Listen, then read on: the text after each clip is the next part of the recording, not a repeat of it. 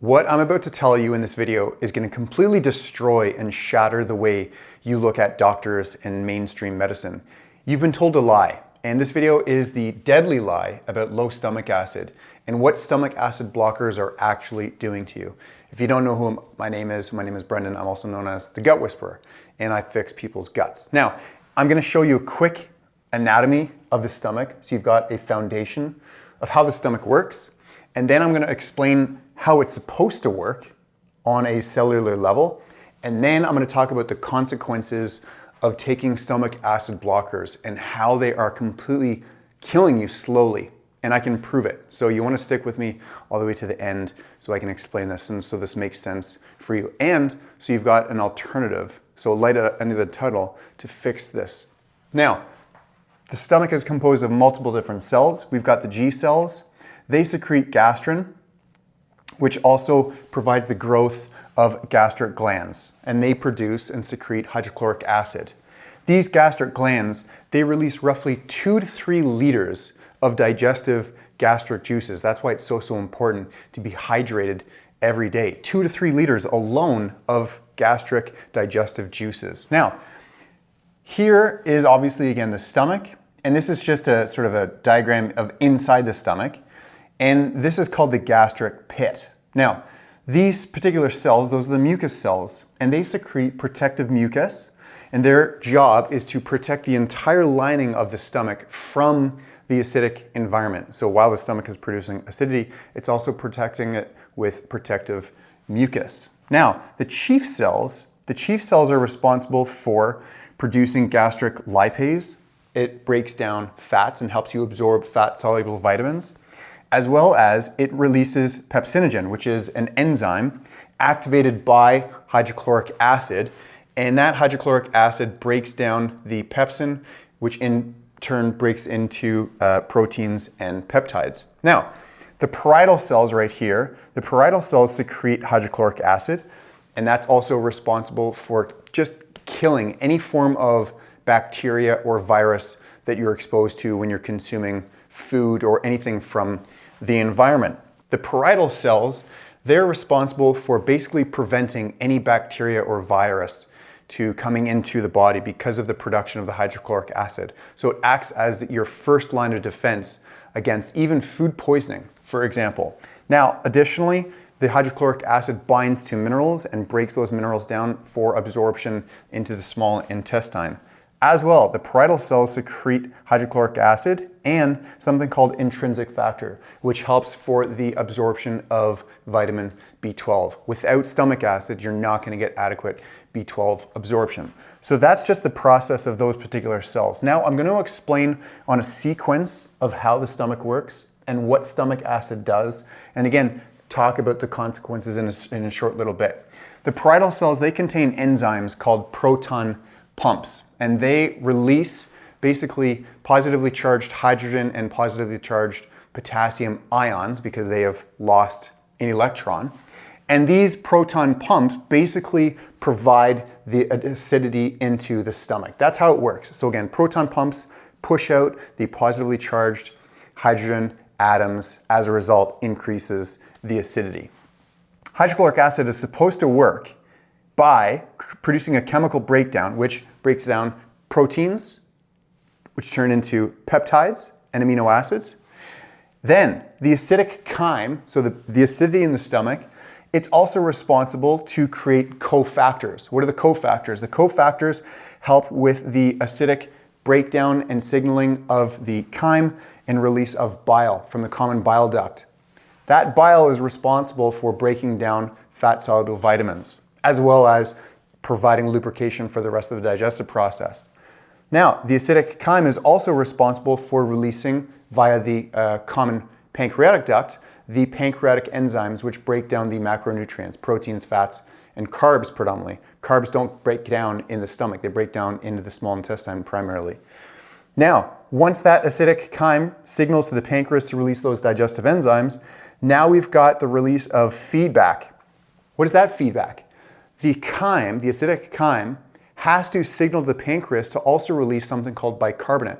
Bicarbonate goes into the duodenum and completely neutralizes all of that acidity. So it's through feedback. In order for the bicarbonate to release and neutralize all the acidity, we have to have stomach acid in the first place. So that happens. Now, once that buffered chyme enters into the duodenum, now we've got further macronutrient breakdown into the small intestine, and the intestine remains intact because you don't have excess acidity going into the small intestine because it's been neutralized. That's how the proper sequence of digestion works with stomach acid. But you're probably watching this video because you're taking stomach acid blockers, and maybe you're dealing with GERD, reflux, heartburn. Maybe you want to get off of the medication, but every time you come off the medication, it comes back even worse. And so maybe you've gone to the doctor and they prescribed you stronger Nexium or stronger proton pump inhibitors, stronger stomach acid blockers.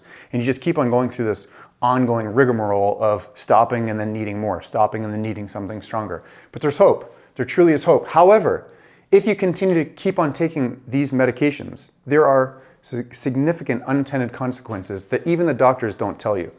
Now, again, the doctor prescribes you this medication because you've got the reflux, the GERD, the heartburn, the bloating, the flatulence, maybe you've got peptic ulcers.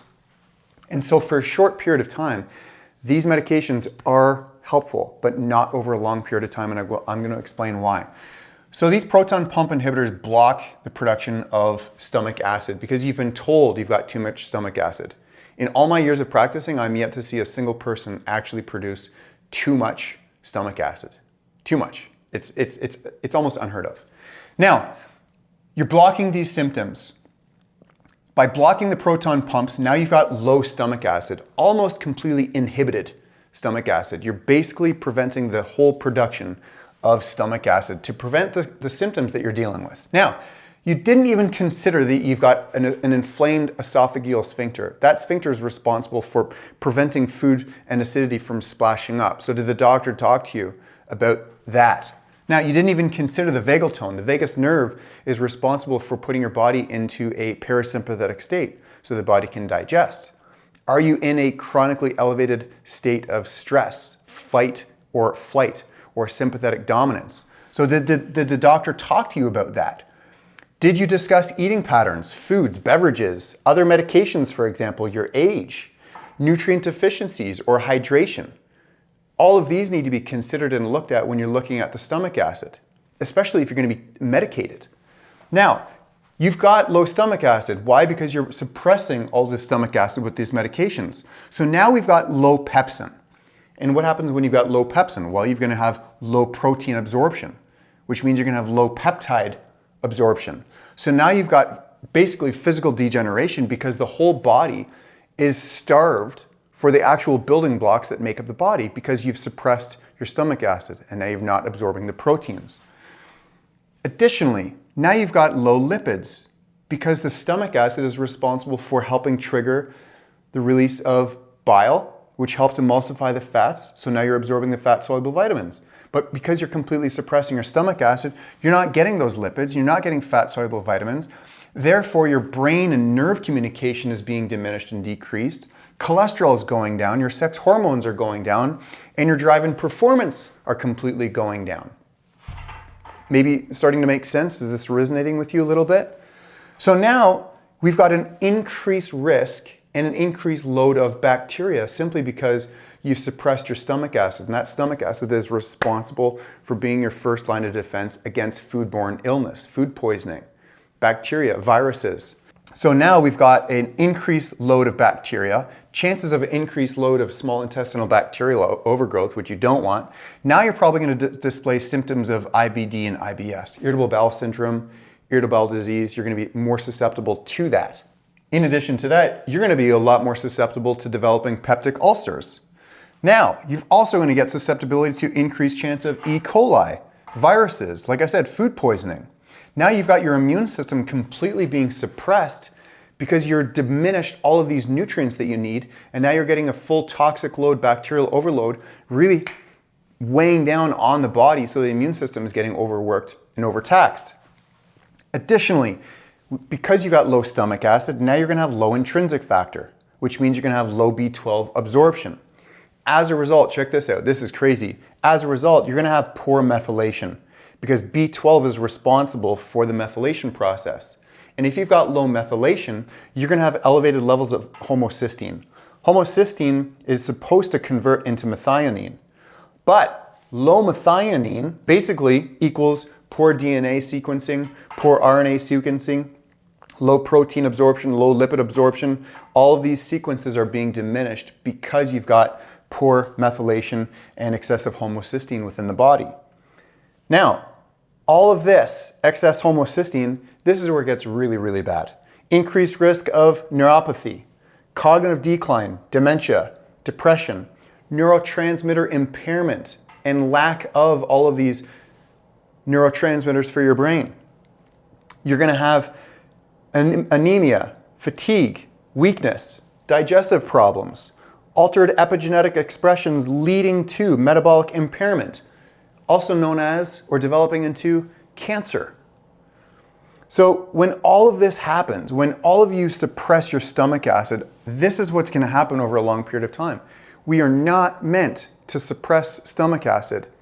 The epicenter of our body's health is dependent on stomach acid. Why? Because we're a machine, and our machine needs fuel. And the foods that we eat are the fuel that we require. And if you're not able to utilize the fuel that you require, your body's going to be starved more and more and more and more over a long period of the course of your lifetime. The more starved you are of the nutrients that you require, your body is going to degrade more and more and more. And at one point, the body's going to break somewhere in your epigenetics, somewhere in your genetic link, your weakest link, you're going to develop a sickness. And it's going to be very difficult to reverse. You came here for a reason. You came here because you've got stomach acid issues and you were prescribed medication.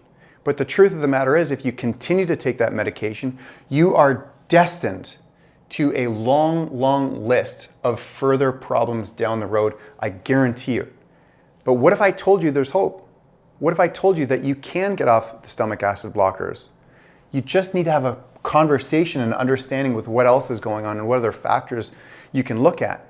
And I know that might sound challenging for your identity. You might think that, oh, I don't want to change the way that I eat. I don't want to miss out on opportunities. I don't want to lose out on hanging out with my friends. Well, what is this going to cost you in the long run? This is costing you your whole life. This is costing you missed opportunities. This is going to cost you more money. This is going to cost you relationships. This is going to cost you with your finance, with your work and your career. This is going to cost you with time with children or grandchildren, because you're going to be decrepit. You're not even going to have the energy that you need because you've been taking these stomach acid blockers for so long. And you've been depending on listening to the doctor because you've been putting all of the trust in the same person that's giving you the wrong information in the first place. So enter that vicious cycle of downward spiral. So there is hope. You can come off the medication strategically. What are your other options? Keep on taking the medication that's slowly killing you? That's why I've created my program. That's why I've worked with so many people around the world, helping people come off medications, stomach acid blockers specifically. This is so easy. I know this. I trust this. I know that I can help you. So if this resonates with you, comment below. There's an email address. Send me an email. We'll hop on a 15-minute free discovery call, no problem.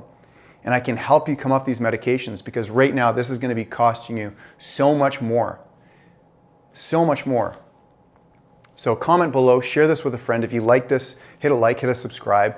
I try to put out more content related to the gut, because our stomach, our gut is the absolute epicenter for our whole body and for our whole life. And if you don't have adequate stomach acid, you will fail down the road.